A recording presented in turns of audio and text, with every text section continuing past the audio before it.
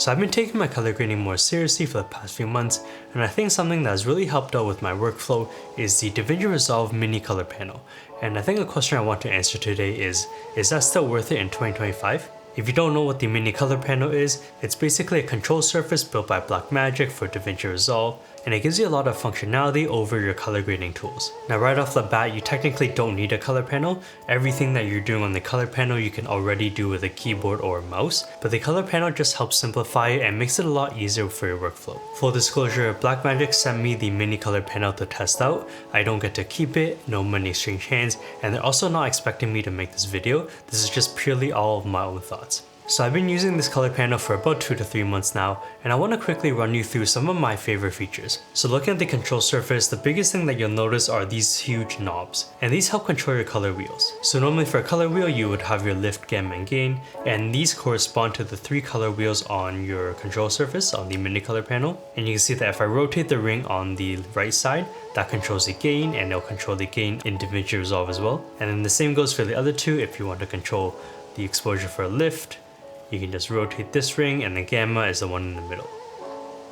Now if you want to move the actual color wheels to a different color, you can just swipe on these balls, and you can see in the gain wheel, that will actually move it. And you can see that the sensitivity is pretty slow. I set it pretty slow because it allows you a lot of finer control, and that's the first benefit over a mouse. So if I'm just using the mouse and I'm trying to drag it and make very small movements, it's very hard to do that. I just feel like there's some kind of lag when you're using the mouse. It's very hard to get very precise control. With the Mini Color Panel, the balls are super smooth, and it just makes it really easy to be able to fine tune it and pick the exact color that you want. One of the benefits is also when you're first correcting for exposure. So let's say I reset my exposure here, and if I want to adjust my lift, gamma, and gain, with a mouse, I would have to drag down the gain first, and then I would bring up my gamma a little bit, and then bring up my lift a little bit, bring down the gain again, bring down the lift, increase the gamma or decrease the gamma, bring up my gain. And you see I have to keep doing this one at a time, and it just makes it a little harder to balance properly because you have to do these one at a time. So if I reset these, because I have the knobs, I can actually control all 3 at the same time if I want to. So I can bring down my gain and increase my gamma at the same time, and increase my lift, bring down the gain. And you can see how fast I can control everything and balance it the way that I want to. The really cool thing about these knobs is that these are actually magnetic, and they're pretty strong, as you can see, so that they don't fall out. But you can actually remove these so that you can actually clean this if you want to. And I expect that from something from this price, that you're able to take it apart yourself and clean it, which is really nice. And then these just pop back in. Even for something like this, I don't really know how to explain this, but let's say I'm dragging up the level on my lift. I just feel like if I'm trying to do very precise movements, there's some kind of delay where if I'm dragging it, it doesn't really do anything, and then if I move it more, it kind of like jumps into the next spot. And you can kind of see this on these scopes. I don't know if it's maybe like my computer's too slow, but dragging it with the mouse, it just feels very choppy, versus if I'm just rotating the ring, it's a very smooth experience. I can very precisely fine tune it to color grade it the way I want. All of your other controls are also here. So I mentioned that these 3 control the lift, gamma, gain. What if you want to go to offset? So you can press offset here, right here in the middle, and then the right wheel becomes your offset wheel. And then the left wheel here controls your temperature. And then the middle wheel controls your tint. So using the offset wheel, it just allows you to have more options. It's almost like a secondary function, and you can still control all of those things. If you want to get to things like contrast, pivot, mid, and detail, all of that, they have dedicated knobs for those up here. So here I can control my contrast. If I press into it, I can reset it, which is really nice. So other things like mid and detail, I can control it here, press into it to reset. And then they have everything else. So color boost, shadow, highlight, saturation, hue, luma mix, all of those are here. Now at the top left here, these control the different sections in the color grading. So right now I'm on the primary tab. If I want to click over to noise reduction, I can click motion. They have everything else. So curves, qualifiers, windows, tracker. And I think the most useful ones are primary, which is obviously going to be your main controls. You have windows, so you're able to put power windows onto your timeline really easily. And here on this screen here, you can actually use this to control your power windows. So instead of trying to add a power window in and then drag everything individually, and then maybe go down to your tools down here and like increase the softness. Instead, I can put power window, and then everything else is on these knobs here. So I can increase the size and move it at the same time. I can increase the softness, bring it down. I can change the aspect ratio if I want to make it skinnier or fatter, rotate it if I need to. And then using this, it just allows me to very quickly, again, adjust a couple things at once, where with a mouse, you can only adjust one option at a time. With the mini color panel, you're able to control a couple different things at once and just makes it a lot faster. And I really like having the screen because obviously the screen is a digital display, so it can change depending on which option you're using. So let's say if I want to go to tracker, it can change all of these and I can quickly just press the tracker button and it'll track the power window. And just having this screen just makes it really nice because it's able to customize itself based on which section you're in, and it gives you a lot more control and all of the options show up. On the right side here, you have one of my favorite features, which are the buttons to control your nodes. So let's say I want to start a new node tree, I can quickly add in all of the nodes I need. I can even add parallel or layer nodes. You can copy and paste nodes, which is really useful. You can highlight the nodes so you can see exactly what the power window or whatever other function you're using is affecting. And that just helps you build a node tree really fast and control all of that. On the right side here, you have a couple more controls. One of my favorites is grab still. So pressing grab still, I can quickly just copy the whole power grade and save it. I can quickly bypass the whole color grading if I want to see what the original looked like. I can also disable certain nodes. And with these buttons here, I can also navigate through all the different nodes. Go to the next clip or next frame. And you also have a play, pause, and reverse button right here. Another feature I really like is the undo and redo buttons. So let's say if I want to make a change, I can actually press undo and redo. And that might seem like a very simple feature, but I actually really like that a lot. There's also the reset button, so I can just click reset, reset the whole node if I want to. And then if I made a mistake, I can just undo it. And that's actually really helpful. I really enjoy that. So everything, again, you technically don't need the control surface. It just helps speed up your workflow and just makes everything a lot faster. Obviously, with all these buttons and how it's laid out, it will take a bit of time to get used to. And I think I pretty much learned where everything is. I don't really have to look at the color panel too much. I can pretty intuitively just reach for what I need now, and it makes everything a lot faster. It also just helps keep all of your hands in the same area without having to reach in all of the different places. If you see my previous video where I showed you some keyboard shortcuts for DaVinci Resolve, one of my main things that I really focused on when building up the keyboard shortcuts was keeping my hands in the place where it needed to be.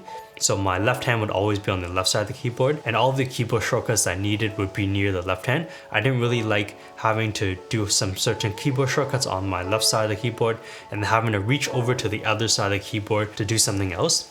So that's basically the same principle with the color panel. My hands are just right here in the middle. It allows me to control everything, and I don't really have to reach around for different places trying to do everything. Now, obviously there are a couple of downsides, and I do think that it's very important to mention them. So the first thing is this is pretty big, which obviously it's not a problem because it gives you a lot of functionality, especially with the screen.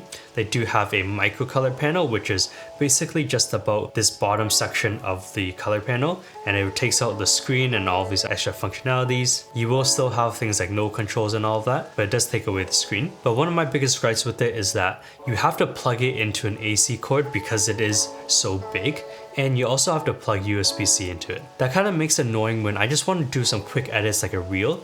Because I don't always have this control surface in front of me, I usually just put it off the side. So if I want to do a quick edit on a reel, I have to bring the whole control surface over, move my keyboard and mouse off to the side, plug in 2 cables, and then I'm ready to start editing. I know with the new micro color panel, it's wireless, you can use Bluetooth, and it also has its own internal battery.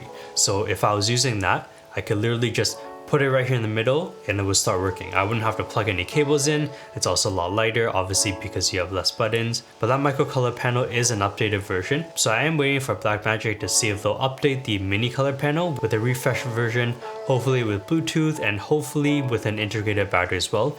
Although I'm not sure if they'll be able to do that with something so big. Here's another gripe. So I actually just reduced the exposure on this clip right here, but if you remember when I showed you the grab still feature, I have a still of the previous version here. And one of the things I like to do is kind of wipe the still back and forth just to see the changes that I made. So there's actually a button that says play still and it'll play it, but there's no option to wipe it. You can't use the wheels or anything to wipe it. As you can see, if I turn the wheels, it's only turning the one on the left. which is the actual clip. And if I want to wipe the still, I have to use my mouse and click and drag it, which is kind of annoying. And I know that if you step up to the more expensive, I believe it is the advanced color panel, that one has a feature that you can use it to wipe. And I believe the new mini micro panel, the updated version, lets you be able to wipe the still back and forth using the wheels. So because it is an older version, this mini color panel doesn't have that feature yet, which is kind of bummed about. Sometimes it's also a little bit easier to just use a mouse and keyboard for some things, which I wish they maybe found a way to be able to fine tune that a little bit easier. So let's say I go to my depth map, I have it disabled right now, I'll just enable it. You can see the options on the side. So resulting map adjustment is obviously something I use. And if I enable the depth map preview, you can see what it's previewing. But by default, this dialog is closed. Around the color panel, I can actually click effects and I'll go to the depth map effect. The depth map effect, that's a tongue twister. And I can adjust it on the screen. But look at this problem. If I enable my depth map preview, I can actually click on it here, which is really nice. If I want to adjust this stuff in the resulting map adjustment, so I can click on adjust map adjustment, I can adjust it.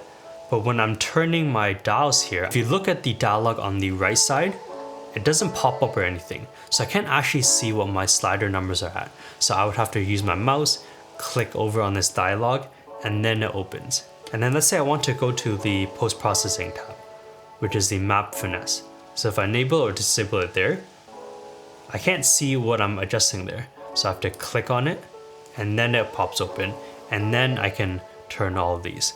Again, if it's closed and I just turn it, it does turn, so it does still work, but I can't actually see the numbers. I don't know how far I am from the lower point or the upper point. And I wish that they made it so that if I turn one of these, it would maybe pop open the dialog just so I can see exactly what I'm adjusting. One of my biggest gripes about this, and I don't know why this isn't an option here, is I can add a node. Let's say I want to add all these nodes, but I can't delete them. There's no delete node button here. If I miss something, let me know in the comments below, but from the research that I was doing, it doesn't seem like there's actually a way to delete the node. So I would have to reach over to my keyboard to delete it. And again, you can at least use the previous node and next node button on the mini color panel to at least select which node you want, but then I have to reach over to my keyboard to delete it. And again, like I mentioned, I really don't like having to reach over to different things when I'm trying to do something so simple. I prefer to have everything just right where I need it. And for some reason, they have this very nice section where you can control your nodes, but you can't delete them. And I don't know why. So please, Blackmagic, when you update this mini color panel, please add a delete node feature. Now the big question remains, is the mini color panel still worth it in 2025? I think we're taking color grading very seriously. I think a control surface is definitely something that you would need. My workflow for color grading has definitely sped up a lot because I'm able to use a control surface. Again, using things like the color knobs, being able to adjust multiple parameters at once instead of slowly trying to do it with the mouse. And it also gives me a lot of finer control over it. I do think that having at least some sort of control surface is a must. I think that the mini color panel is very, very nice, especially with the screen. It's able to customize the screen based on which section or which effect you're using. So that's very nice. I don't think that some of the cons I mentioned, like deleting nodes or wiping the still back and forth or plugging it in, is a very big deal breaker. Obviously those would be very nice to have, but I don't think it's too important. I think if you 100% know that you want to do more color grading, you're starting to become a colorist, I would probably pick the mini color panel.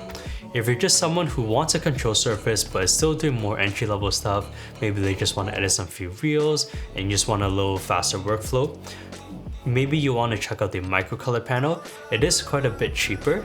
You're still getting most of the functionality here. If you're not doing a ton of color grading stuff, you probably don't need the screen up here, in which case the micro color panel might be better because it saves you money and it saves you space. And it also adds the convenience of being able to use Bluetooth and having an internal battery. And I think my personal recommendation right now would be, if you're just starting out and you want a control surface, take a look at the micro color panel.